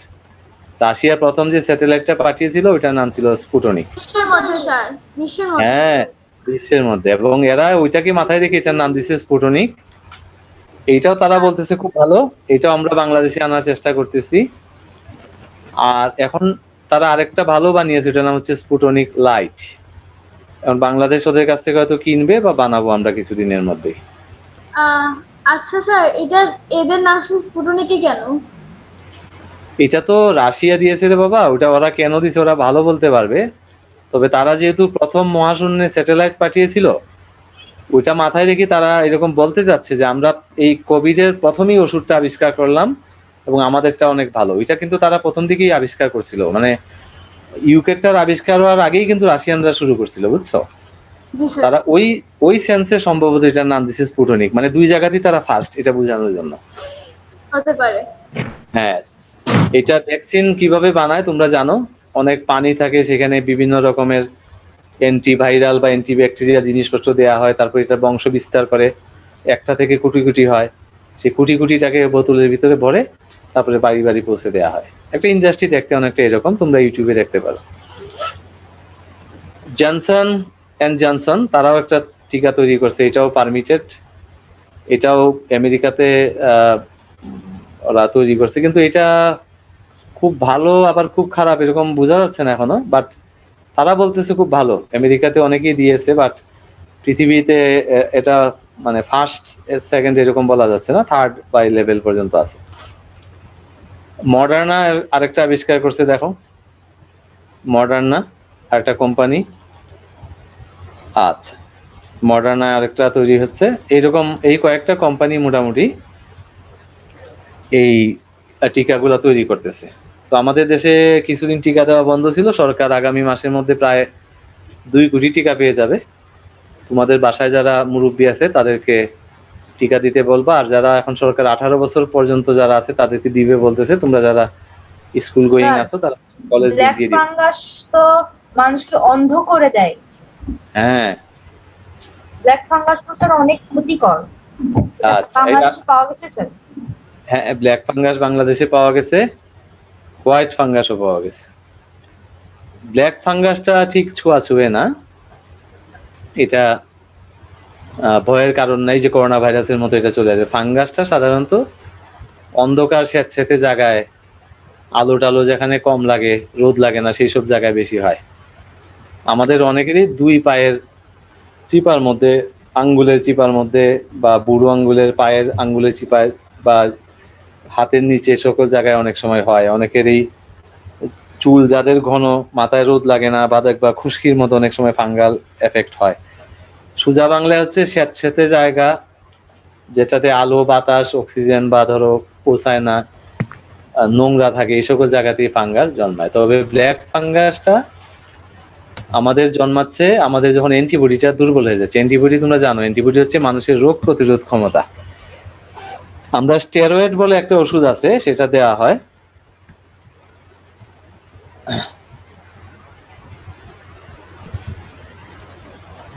Raisul Haque is requesting remote control of your screen. কেন বাবা, রিমোট কন্ট্রোল তো দেওয়া যাবে না।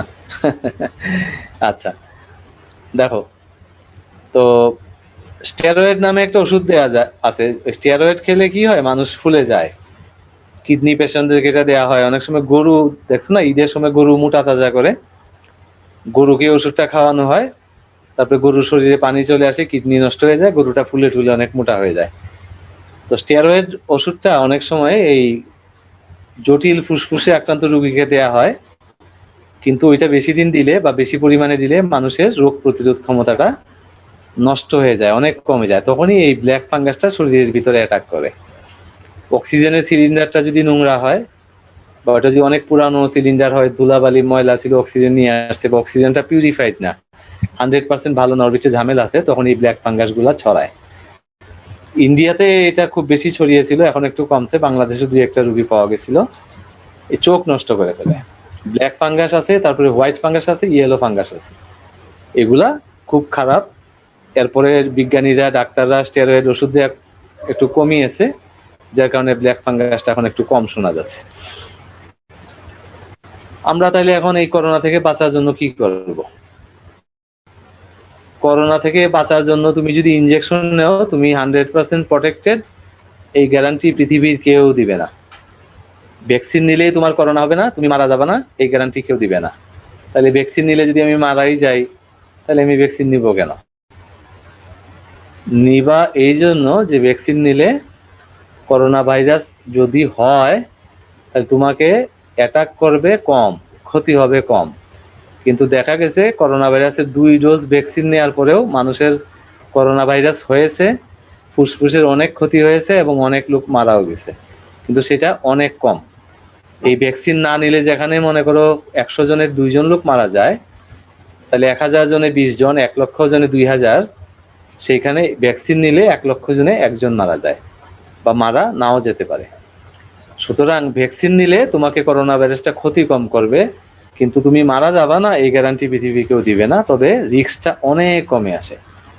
তাহলে আমরা ভ্যাকসিন নিব, প্রথমেই হচ্ছে আমরা মাস্ক পরবো।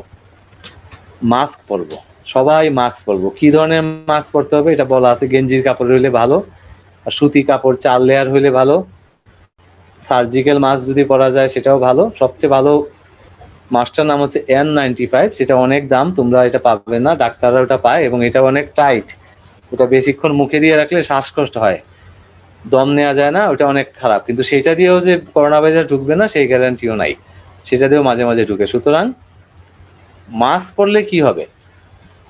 মাস্ক পরলে আমার করোনা ভাইরাস হবে না এইটা মনে করার কোনো কারণ নাই, বাট আমার যদি করোনা ভাইরাস হয় তাহলে এটা ছড়াবে না। তাহলে আমি মাস্ক পরবো দুইটা। প্রথম কারণ হচ্ছে আমার যদি ভাইরাসটা হয় তাহলে আমার শ্বাসের মাধ্যমে যেন না ছড়ায়। আমি যদি মাস্ক পরে থাকি তাহলে ভাইরাসটা আমার 6 ইঞ্চির ভিতরে আসা যাওয়া করবে, বেশি দূর ছড়াবে না, তোমাকে এফেক্ট করবে না। মানুষ হিসাবে আমাদের কি করা উচিত? নিজে ভালো থাকা উচিত, আরেকজনকে ভালো রাখা উচিত। আমি মনে করি মানুষ হিসাবে আমার প্রথম দায়িত্ব হচ্ছে আরেকজনকে ভালো রাখা, নিজেরটা পরে। আগে মানুষেরটা, দেশের স্বার্থটা, সবার স্বার্থটা দেখতে হয়। তাহলে মাস্ক পরলে তুমি এইটুক নিশ্চিত যে আমার যদি করোনা ভাইরাস হয়েও থাকে তাহলে এটা আর দ্রুত ছড়াবে না, আমার আশেপাশে ছড়াবে না। আবার যদি তুমি মাস্ক পরো তাহলে করোনা ভাইরাস যদি এসেও যায় ওই মাস্কের মধ্যে আটকে যায়, যদি 100টার ভিতরে যদি 90টাও আটকে যায় সেটা আমার জন্য ভালো।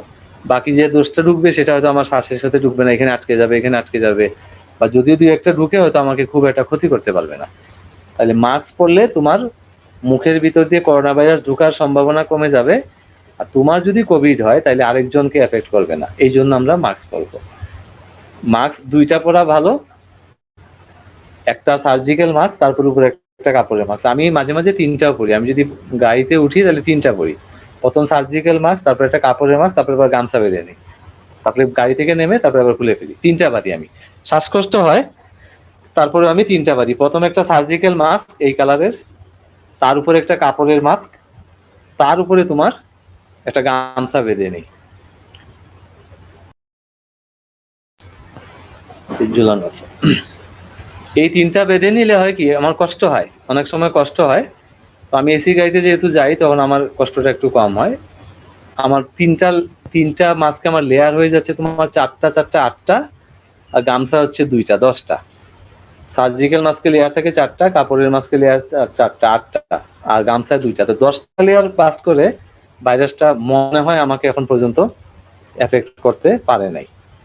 তো আমি কি করি দেখো, এই যে সার্জিক্যাল মাস্ক আছে এটা প্রথম পরি, যেটা এটা আমি প্রথম দেই, এটা ভালো করে দিতে হবে, একদম নাকের এখানে চাপ দিবা ভালো করে, এই তারপর দিকে টান টান করে মুখের নিচ পর্যন্ত এভাবে দিতে হবে। অনেক বিজ্ঞানীরা বলে যে চোখ দিয়েও ভাইরাস ঢুকে যায়, ঢুকতে পারে, সেই ক্ষেত্রে চশমা পরে নেই, যে চশমা পরে নেই, তাহলে কিছুটা কম হয়। তারপরে এই যে কাপড়ের মাস্ক আছে, গেঞ্জির কাপড়ের 4 লেয়ারের মাস্ক, এটা বাইরে গেলে পরি আমি, আশেপাশে না। যখন আমি পাবলিক ভিড়ে যাই, ভিড়ে রাস্তায় যখন হাঁটি তখন পরি না, তোমরা খেয়াল করবা। আমি যখন গাড়িতে উঠি, যেখানে হাজার হাজার লোক, বাজারে যাই, দোকানে যাই, যেখানে এরকম ভিড়, লক্ষ লক্ষ লোক, এরকম ভিড়, এই যে এরকম ভিড় যেখানে আছে সেখানে আমি এটা পড়ি। এরকম জায়গায় আমি একটা পড়ি, এইরকম জায়গায় আমি 4টা পড়ি। তারপরে আমি করি কি, এই যে কাপড়ের মাছটা আছে যেটা দেখতেছো, এটা পড়ি, এই যে এটা পড়ি। হ্যাঁ, তাহলে আমার লেয়ার হচ্ছে এখন 8টা। এইটা 8টা পড়ি। তারপরে যদি আমি মনে করি ভিড় বেশি, এই এলাকায় করোনা ভাইরাস বেশি আক্রান্ত, বা আমার অফিসে কেউ এফেক্টেড আছে, আমি যদি জানি, তখন এই কাপড়ের রুমালটাকে আবার এইভাবে বেঁধে নিই। তাহলে আমার লেয়ার হয়ে যায় 10টা। আর মাঝে মাঝে যদি আমি বিমানে যাই, কোথাও যাই, অফিসের কাজে যাই, তখন আমি একটা ফেস শিল পরি, ওই যে একটা ঢাকনার মতো আছে না, প্লাস্টিকের হেলমেটের মতো, এটা পরে নিই। যদি কোনো করোনা রোগী আছে জানি বা আশেপাশে থাকে শুনি, তাইলে ওর কাছে গেলে এগুলার পরেও একটা ফেস শিল পরে নেই। এইভাবে আমি 2 বছর ধরে মোটামুটি আল্লাহর রহমতে এখন পর্যন্ত তোমাদের দোয়ায় সুস্থ আছি। তাইলে তুমিও কি 4টা মাস্ক পরবা? না, এটা ডিপেন্ড করবে। তুমি যদি অফিসে যাও, অফিসে তোমার রুমে একা একা থাকো, তাইলে মাস্ক না পরলেও চলবে। কারণ আমার আশেপাশে যদি লোক না আসে, আমার অফিসে যেমন আমি আমার রুমে কাউকে ঢুকতে দেই না, যেই আসুক আমি দরজার ওপাশে দাঁড় করে রাখি, আমার মাস্ক থাকে না, কোনো সমস্যা নেই, কারণ 2-3 মিটার দূরত্ব থাকে। আমার রুমটা যদি একা হয় তাহলে অসুবিধা নাই, কিন্তু এরকম জায়গায় যদি হয়, যেমন এখানে আমার সামনে লোক আর কাস্টমার আসতেছে, তখন ওরা কিন্তু মাস্ক পরছে, এখানে 3-4 ফুট 5 ফুট দূরত্বে আছে, এখানে একটা মাস্ক পরলে হয়তো হবে। বাট যদি এরকম হয় যে মানুষ এরকম গাদা গাদা হয়ে আছে, হাজার হাজার মানুষ ঠেলাঠেলি করতেছে বাজারে, গরুর বাজারে, তখন কিন্তু তুমি যতই মাস্ক পরো না কেন, কোনো মাস্কে কিন্তু কাজ করার সম্ভাবনা কম। কারণ হাজার হাজার লোকের ভিতরে হয়তো কেউ রুগী আছে, কেউ নাই, এই রুগীর কাছ দিয়ে বেঁচে গেলাম, এই রোগের কাছ থেকে বেঁচে গেলাম, এই রুগীর কাছ দিয়ে বেঁচে গেলাম, 5 নাম্বার রুগীর কাছে কিন্তু গিয়ে বাঁচার সম্ভাবনা কম। তাহলে সবচেয়ে বুদ্ধিমানের কাজ হইলো এই মানুষের কাছ থেকে দূরে থাকা। আমি যেটা করি, কোথাও গেলে এরকম 2 হাত ছড়ায়। আচ্ছা, ঠিক আছে, চলো আমরা আবার আমাদের শেষের দিকে যাই। তো আমি যেটা বলছিলাম যে এইভাবে যদি তুমি দূরে দূরে থাকো, তাহলে তোমার রিস্ক খুব কম। বাচ্চাদের দূরে দূরে থাকতে হবে কেন? কারণ তোমার বাচ্চাদের ক্ষতি কম হয়। বাচ্চারা যে মারা যায় না তা না, বাচ্চারাও কিন্তু এখন মারা যাচ্ছে। প্রথম মানুষ বলতো যে করোনা ভাইরাসে বাচ্চাদের কিছু হয় না, এখন বাংলাদেশে অনেক বাচ্চা মারা গেছে যাদের বয়স, এবং ছোট বাচ্চা 1 বছরের বাচ্চা মারা গেছে, এরকম কেসও আছে। স্কুলে যায় বাচ্চারা মারা যাচ্ছে, কলেজে যায় বাচ্চারা মারা যাচ্ছে। সুতরাং বাচ্চারা মারা যায় না, এটা ঠিক না। তারপরে একসময় মানুষ বলতো গরিবদের এটা হয় না, যারা পরিশ্রমী তাদের এটা হয় না, যারা রিক্সা চালায়, রোদে কাজ করে তাদের হয় না। এখন দেখা যাচ্ছে উত্তরবঙ্গতে যারা মারা যাচ্ছে, রাজশাহী, রংপুর, দিনাজপুর, খুলনা, এগুলো সবাই গরিব মানুষ এবং কাজের লোক, যারা ফিল্ডে কাজ করে, রিক্সা চালায়, পরিশ্রম করে, তারাও মারা যাচ্ছে। সুতরাং এই কথাগুলো ঠিক না।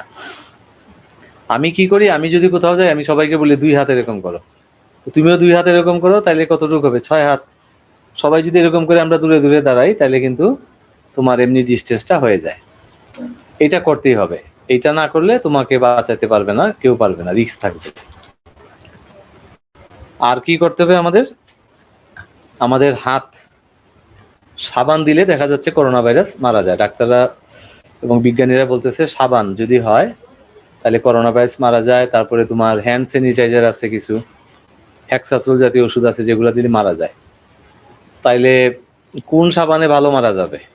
কসকো সাবানে না লাক্স সাবানে না হুইল সাবানে না বল সাবানে? বলো তো কোন সাবানটা ভালো করোনার জন্য, মারা যাওয়ার জন্য? বলো। আজিজুর রহমানকে প্রশ্ন করতে যাচ্ছে, আমি আনমিউট করে দিচ্ছি, বলো। স্যাভলন লাইফ বয় এমন পাওয়ারফুল যেগুলো স্যার থাকে। স্যাভলন লাইফবয় এবং ডেটল, এই ডেটল, তিনটা। ঠিক আছে।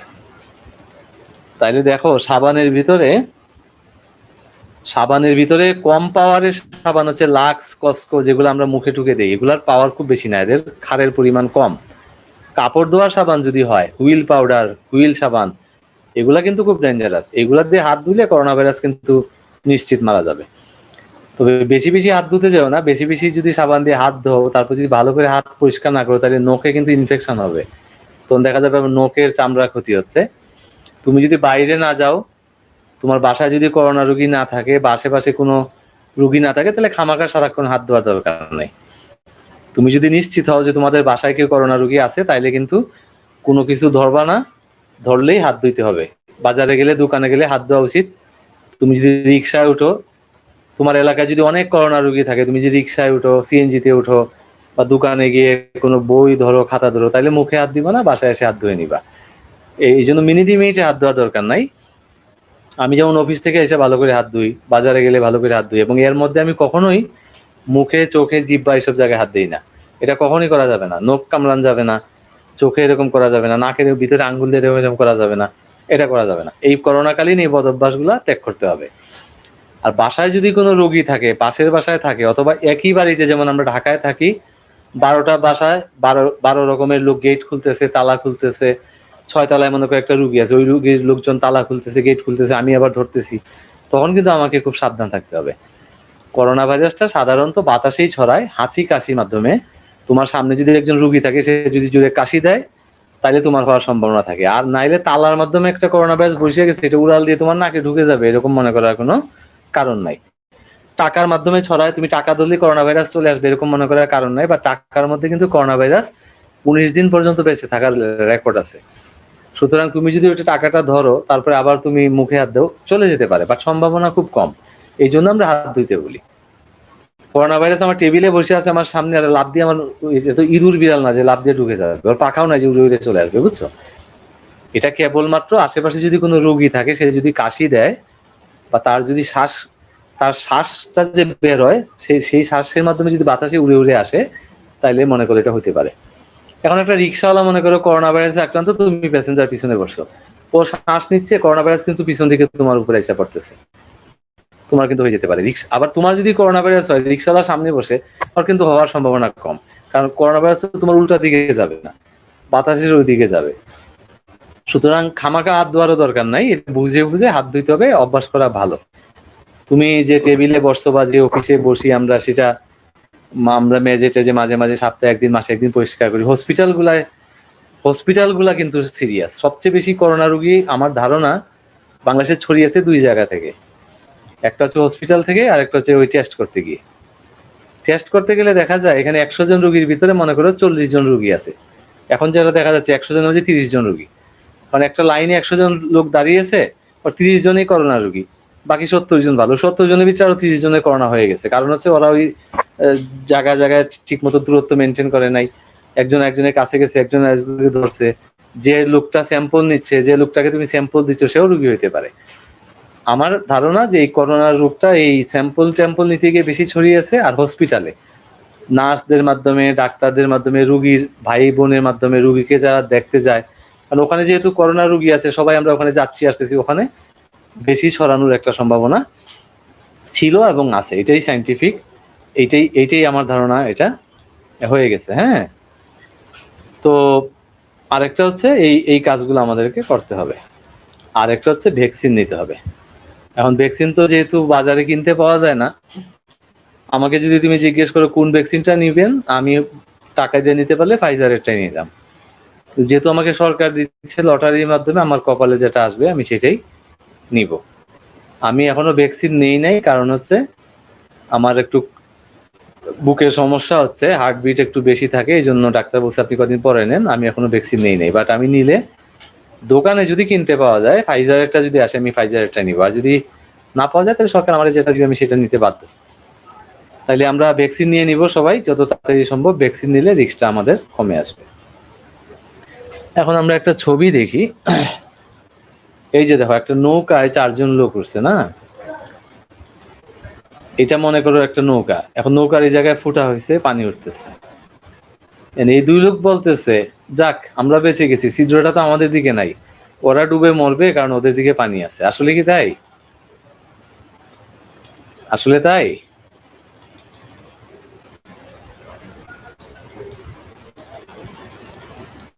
আসলে তাই? ওরাই শুধু মরবে না সবাই মরবে? সবাই মরবে স্যার, সবাই মরবে, হ্যাঁ। কারণ ওই ছিদ্র দিয়ে পানি ঢুকতে থাকবে, এরপর পুরো নৌকাটাই ডুবে যাবে। আচ্ছা, এখন যদি দেখো, তুমি যদি সাবধান না থাকো, আমি যদি সাবধান না থাকি, আমি যদি মনে করি দূর ওর কোভিড হয়েছে, আমার কি হবে, আমি তো ভালোই আছি, আমার আমার আব্বুর ভালো হয়ে গেছে, আমার আব্বুরটা ভালো হয়ে গেছে, আম্মুরটা ভালো হয়ে গেছে, আমার তো সমস্যা নেই, আমাদের তো কেউ মরে নাই। এইটা কিন্তু করা যাবে না। আমাদের সবাই যদি বাংলাদেশে 16 কোটি লোক যদি আমরা এরকম চিন্তা করি, আমার তো কিছু হয়নি, আমি কোভিড হচ্ছে, চার দোকানে গিয়ে চা খাই, পান খাই, গান গাই, মাস্ক পরি না, তাহলে কিন্তু আমি আরেকজনের ক্ষতি করতেছি। তারপরে হইলে কি হবে? হ্যাঁ, বাংলাদেশে 16 কোটি লোককে সাবধান হইতে হবে। বাজারে মার্কেটে গেলে কি দেখছো তুমি, কেউ মাস্ক পরে, কেউ পরে না, পুলিশ আর্মি পিটাইয়াও সোজা করা যাচ্ছে না, কেউ কারো কথা শুনতেছে না। হ্যাঁ, এবং তাইলে স্যার আপনি এটা করা যাবে। সবাইকে মিউট করে দিয়েন না, কারণ কারো যদি কোনো প্রশ্ন থেকে থাকে সে বলতে পারে না। আচ্ছা ঠিক আছে, আমি আনমিউট করে রাখছি, তোমরা কথা বলার সময় বন্ধ করে দিও, তোমাদের বাসায় কেউ কথা বলে বন্ধ করে দিও। তাহলে দেখো, তাইলে আমি যদি চাই এই নৌকাটা না ডুবুক, তাহলে আমাদের সবাইকে সচেতন হইতে হবে। কারো কোভিড হোক, কারো না হোক, কারো হওয়ার সম্ভাবনা থাকুক না থাকুক, আমার বাসায় সবার হয়ে গেছে, আমরা সবাই ভালো আছি, সুতরাং আমি এখন দোকানে গিয়ে ইচ্ছা মতো ঘুরে বেড়াইলাম, মার্কেটে ঘুরে বেড়াইলাম, বাজারে ঘুরে বেড়াইলাম, এটা কিন্তু একটা অন্যায়। সুতরাং আমাদের সবাইকে সচেতন হতে হবে, সবাইকেই মাস্ক পরতে হবে, সাবধান থাকতে হবে, হোক না হোক সবাইকেই সাবধান থাকতে হবে।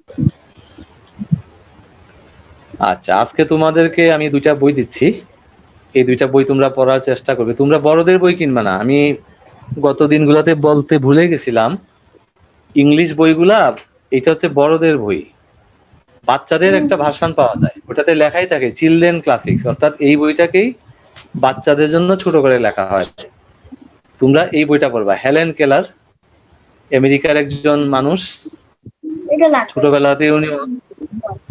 ছোটবেলাতেই উনি অন্ধ হয়ে গেছিলেন, এবং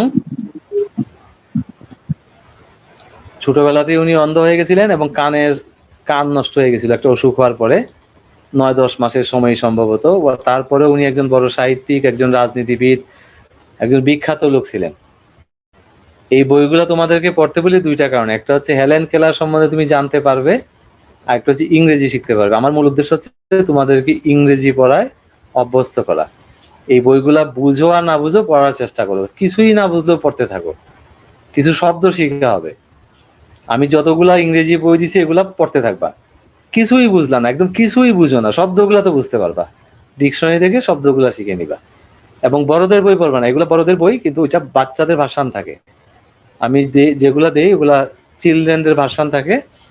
এই বইগুলা তোমরা এনে নিবা, বড়দেরটা তোমরা পড়তে পারবা না এখনই, এটা ইউনিভার্সিটি লেভেলে উঠলে পড়তে পারবা। ক্লাসিক, চিলড্রেন ক্লাসিক বলে বলা হয়, এবং এটা বাচ্চাদেরটা তোমরা পড়ে নিবা। আরেকটা বই দিচ্ছি, সেটা সংগ্রহ করে নিও।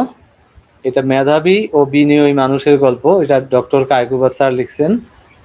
বাংলাদেশে যারা খুব ভালো মানুষ, মেধাবী মানুষ, সৎ মানুষ, ভালো মানুষ, আমাদের 21-এর বই মেলার মধ্যে এটা উঠছিল। হ্যাঁ, এই বইটা তোমরা পড়বা।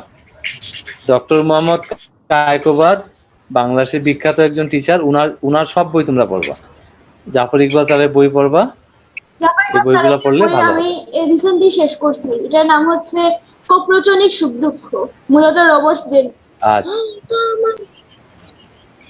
ঠিক আছে, আজকে তোমাদেরকে তাহলে এই 2টা বই দিলাম, হেলেন কেলার আর হচ্ছে মেধাবী ও বিনয়ী মানুষদের গল্প। এগুলো তোমরা অনলাইনে পেয়ে যাবা, খেয়াতে যোগাযোগ করতে পারো, রকমারিতে পেতে পারো। আর আমাদের গ্রুপের নাম হচ্ছে 21 শতকের শিশুরা, সেখানে তোমরা জয়েন করো, মাত্র 163 জন মেম্বার। তোমরা সবাই শেয়ার করো, মেম্বার বাড়াও, যাতে আমি তোমাদের ফেসবুকে জয়েন করব, কিন্তু মেসেঞ্জারে কিভাবে জয়েন হব? আমি সবার লাস্টে তোমাকে করে দিচ্ছি, আমি শেষ করে নেই। আরেকটা হচ্ছে জয়েন করে দেন। ঠিক আছে, আরেকটা হচ্ছে আমাদের গ্রুপের নাম হচ্ছে 21 শতকের শিশুরা যোগাযোগ, এটা হচ্ছে মেসেঞ্জার গ্রুপ। আমাদের একটা হোয়াটসঅ্যাপ গ্রুপ আছে 21 শতকের শিশুরা যোগাযোগ, সেখানে তোমরা যোগাযোগ করতে পারো। তাহলে মোটামুটি এইটা হচ্ছে আজকে আমার এই করোনা রিলেটেড তোমাদের সাথে আলোচনা। যোগাযোগ করা যায় হোয়াটসঅ্যাপে রিকোয়েস্ট পাঠাও, গ্রুপ করা আছে, এই নামে গ্রুপ করা আছে। আচ্ছা আচ্ছা, অনেকেই আমাকে রিকোয়েস্ট পাঠাচ্ছ, আমার ফেসবুক ফ্রেন্ড রিকোয়েস্ট, আমার ফ্রেন্ড 5000 হয়ে গেছে। তো আমি মোহাম্মদ মাহবুব রহমান আলম নামে বাংলা একটা অ্যাকাউন্ট খুলেছি, ওখানে গিয়ে আমাকে রিকোয়েস্ট পাঠাও। স্যার আমি আপনার বাংলাটায় রিকোয়েস্ট পাঠিয়েছি, আপনি রিসিভ করেছেন? না, আমি করিনি, এখনো করবো।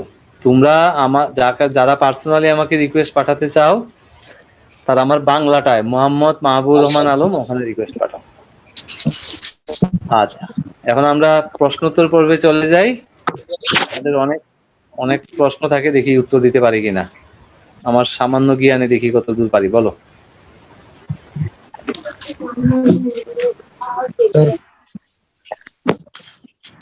স্যার তার আগে আপনি ওই আগের ছবিটা আর একবার দেখায় দেন।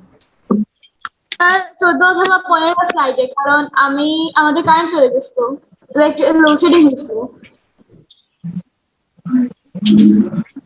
স্যার আপনি ওই একটা নৌকায় যে হলো 4জন মানুষ বসে আছে সেই ছবিটি আবার একটু দেখান।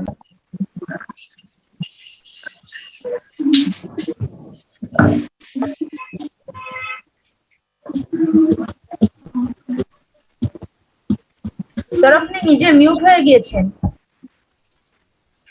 এই ছবিটা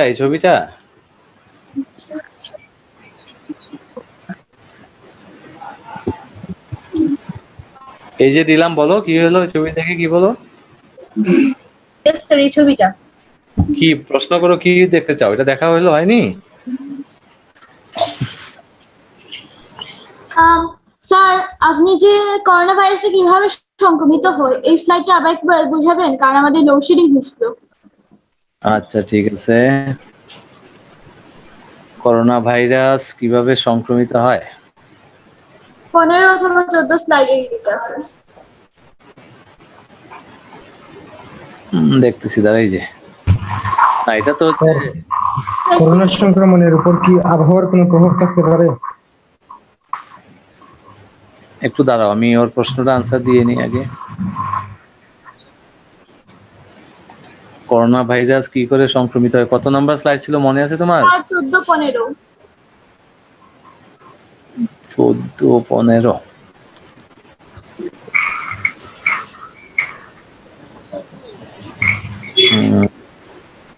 না, ওটা তো সংক্রমিত হয় না। এটা করোনা ভাইরাস হলে তোমার কিরকম সিমটম হয় সেটা বলছিলাম। ও স্যার, আমি ওই সাইডে জয়েন করতে পারিনি, আমাদের লোডশেডিং হয়েছিল, এই জন্য এই সাইডটা আবার বুঝিয়ে দিবেন। দেখা যায়। আজকে স্টার্ট হয় নাই স্যার। আচ্ছা, এখন দেখা যায়। স্যার স্টার্ট হচ্ছে, হয়েছে স্যার। Yes sir. এই যে করোনা ভাইরাস হলে জ্বর আসবে, কিছু কাশি হতে পারে, শ্বাসকষ্ট হইতে পারে, অলস লাগবে, গা ব্যথা হবে, মাথা ব্যথা হবে, গলা ব্যথা হইতে পারে, নাক দিয়ে পানি পড়তে পারে। সবচেয়ে বেশি হয় তুমি জিহ্বা এবং নাকে কোনো গন্ধ পাবা না, স্বাদ পাবা না।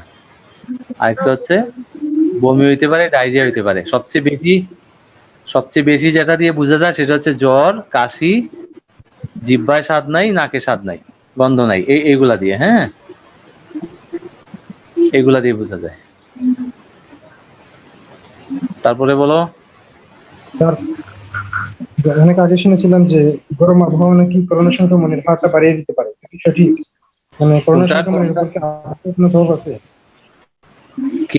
কে হার বাড়িয়ে দিতে পারে? সংক্রমণের হার বাড়িয়ে দিতে পারে মানে গরম আবহাওয়া, এটা শুনেছিলাম। গরমের সময় মানে উচ্চ তাপমাত্রা এটা সংক্রমণের হার বর্ধিত হওয়ার কারণ হতে পারে, এটা কি সঠিক স্যার?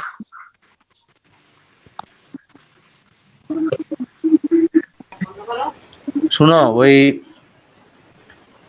উচ্চ সংক্রমণ উচ্চ তাপমাত্রা নিম্ন তাপমাত্রার সাথে কোনো সম্পর্ক পাওয়া যায় নাই। প্রথম মানুষ মনে করছিল যে বেশি টেম্পারেচার হইলে করোনা ভাইরাস ছড়ায় না, কিন্তু দেখা গেছে সৌদি আরব, মিশর, কাতার যে সকল দেশে বেশি গরম সেখানে কিন্তু ভালো ছড়িয়েছে। আবার খুব কম তাপমাত্রার দেশে বেশি ছড়ায়, বরফ যেখানে পড়ে সেটাও ঠিক না। কারণ অনেক দেশে দেখা যায় বরফ পড়ে, ইউরোপের অনেক দেশ বা কানাডার দিকে কিন্তু খুব একটা ছড়ায়নি। আবার দেখো ইন্ডিয়ার দিকে গরম বেশি, সেখানে কিন্তু অনেক ছড়িয়েছে। সুতরাং গরম বেশি পড়লে বা ঠান্ডা বেশি পড়লে করোনা ভাইরাস বেশি ছড়াবে এরকম মনে করার কোনো কারণ নাই।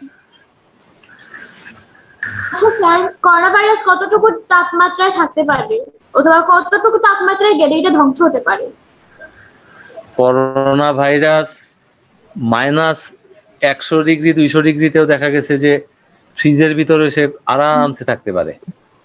আর তুমি যদি এটাকে পানি ফুটাও 100 ডিগ্রি যে ফুটাই বা আগুন যে আমরা রান্না টান্না করি 100 ডিগ্রিতে যদি অনেকক্ষণ জ্বালানো হয় তাহলে এই ভাইরাসটা মারা যায়।